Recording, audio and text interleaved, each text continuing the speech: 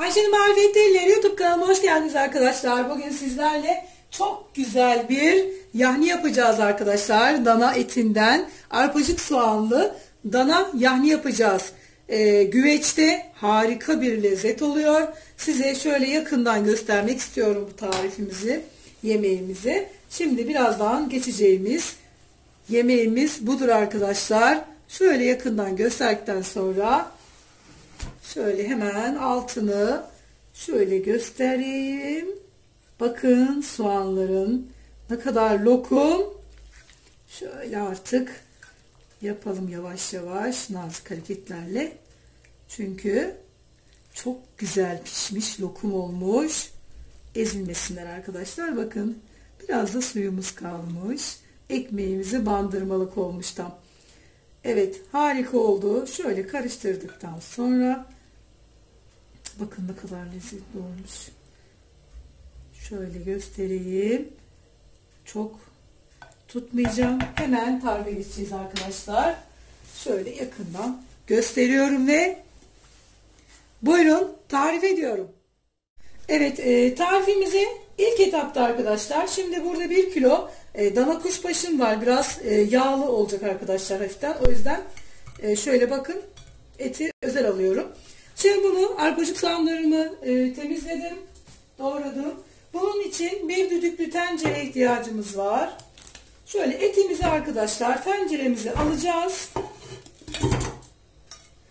Güzelce bir ön işlem yapacağız arkadaşlar. Etimizi iyice pişireceğiz. Haşlayacağız. Tahminen 40-45 dakikada haşlanıyor. Haşlandıktan sonra arkadaşlar arpacık soğanlarımızı koyacağız. Etimizi koyacağız. Çeri domateslerimizi ekleyeceğiz. Baharatlarımızı, salçamızı hepsini ekleyerek yahnimizi oluşturacağız arkadaşlar. Fırına vereceğiz. Şimdi arkadaşlar ilk etapta dediğim gibi etimizi biraz pişirip geliyoruz. Etimiz düdüklüde pişti arkadaşlar. Şöyle hafif biraz pişirdikten sonra hemen şöyle kabımıza koydum. Yarım kilo kısmını aldım ben. Şimdi arkadaşlar güvecimizin içine tepsi güveçte yapacağım bugün yahnimizi. Şöyle ilk etapta soğanlarımız şöyle altına koyalım. Şöyle istediğiniz kadar hani çokluğunu azlığını kendiniz ayarlarsınız arkadaşlar. Şöyle biberlerimi içine koyacağım. Burada arpacık soğanımızı arkadaşlar püf noktasını söyleyeyim sizlere. Hani biraz zordur soyması onun. Güzelce ılık veya ılıktan biraz bir tık daha sıcak suyun içine koyarsanız kabukları hemen soyuluyor. Çok rahat, hiç uğraştırmıyor arkadaşlar. Hani size de böyle bir püf nokta vermek istedim. Aynı şekilde sarımsakları da yapın arkadaşlar. Ben bu şekilde yaptığım için hiç zor gelmiyor mutfakta çalışmak. Çok kolay geliyor. Şimdi arkadaşlar ben kendimize yetecek kadar yapıyorum. Birkaç tane şöyle arpacık soğan soydum. İçine altına koydum arkadaşlar. 2 tane kapya biber, 2 tane kapyanın yeşil biberlerinden. Çok lezzetli oluyor arkadaşlar. Yemeklerde, güveçlerde tavsiye ediyorum. Sizler de bu tür biberlerden kullanın. Böyle et yemeklerinde. Şimdi arkadaşlar isteğe göre sarımsak. Ben sarımsakları da böyle bütün koyuyorum. Şöyle çok güzel oluyor. Şöyle birkaç tane.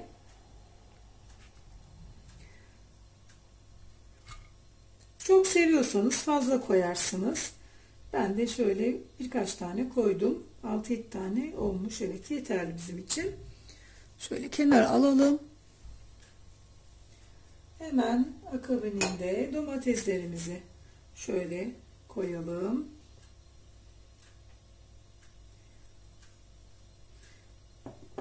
Ya da şöyle önce etimi koymak istiyorum. Sonra domatesi koyalım.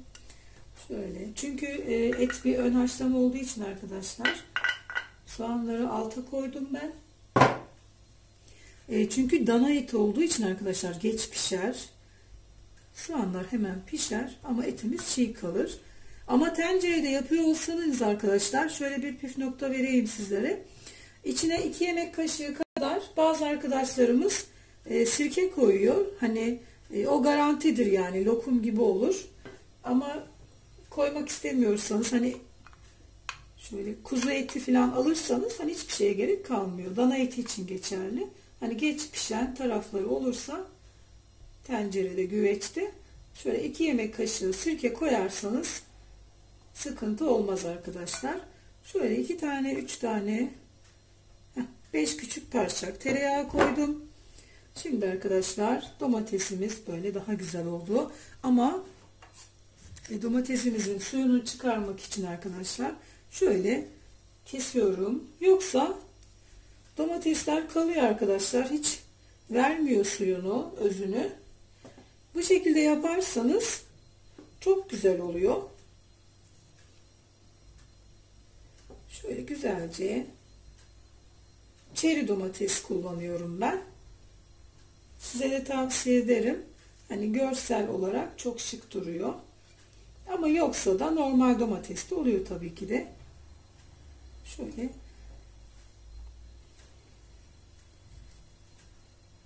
Şöyle bir iki tane daha koyayım. Domates güzel oluyor. Tamamdır. Şimdi arkadaşlar burada salçalı sos yapacağız ama şunları toplayayım ben. Ortalığı bir açalım. Rahat çalışmak her zaman daha kolay oluyor. Şöyle. Suyunu arkadaşlar şöyle yanıma alayım. Etin suyunu bıraktım biraz. Az bir şey dibinde var tenceremizin içinde. Şöyle anlatayım. Bunun için alacağız çünkü. Bu suyunu kendi suyundan ve sıcak koyacağız arkadaşlar. 1 tatlı kaşığı tuzumuz var. Şöyle anlatayım. 1 tatlı kaşığı pul biber, 1 çay kaşığı kekik, 1 çay kaşığı kimyon, 1 çay kaşığı kimyon, yarım çay kaşığı karabiber, 1,5 yemek kaşığı biber salçasıyla domates salçası karışık arkadaşlar. Burada kullandık. Şimdi içine güzelce suyundan ekleyeceğim. Et suyumuzdan hemen geliyorum.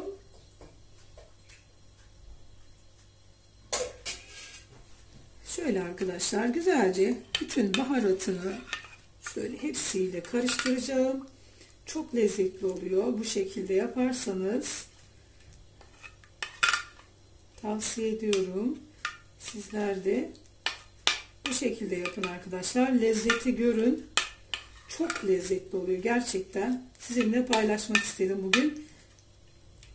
Et yahnisini, soğan, arpacık soğanlı et yahnisini şöyle bıraktıktan sonra biraz su ekleyeceğim.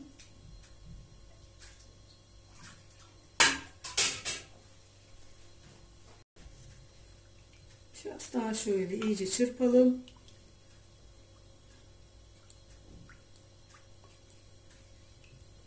Sıcak fırın olacak arkadaşlar. 200 derece ısınıyor benim fırınım. Şöyle 200 derecede alt kata yakın, ortanın bir altına koyacağım. Çünkü etim pişti benim. Hani alttan güzelce kaynaya kaynaya pişsin.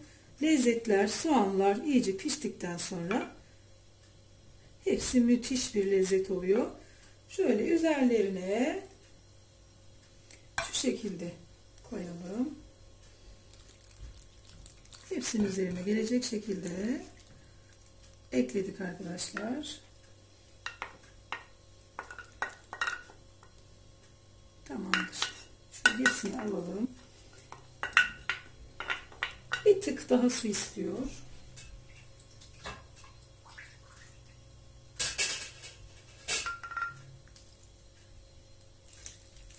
Tamam. Hemen kenara alalım.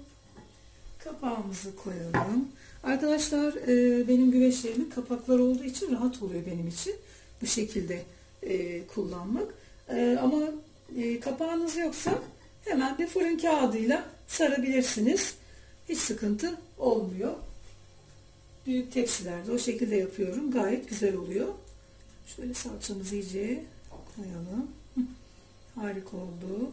Şöyle mis oldu arkadaşlar. Hemen kapağımızı kapatıyoruz.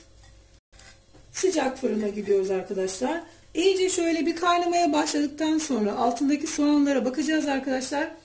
Lokum kıvamına geldiği zaman hemen böyle kapağını açacağız. Şöyle üzeri de güzel bir kızarsın. Sonra yemeğe hazır arkadaşlar. Şimdi 200 derece ısınmış fırına gidiyoruz.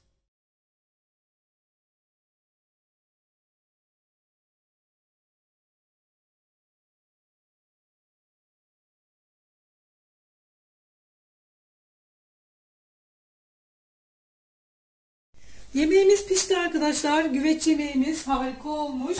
Şöyle hemen kapağını kaldırdı. Çok sıcak. Şimdi çıktı fırından. Şöyle göstereyim yakından istiyorum. Böyle harika bir lezzet oldu arkadaşlar. Suyunu çok az bir su var. Hatta şöyle yapıyorum. Çıkmıyor bile. Çok lezzetli görünüyor arkadaşlar.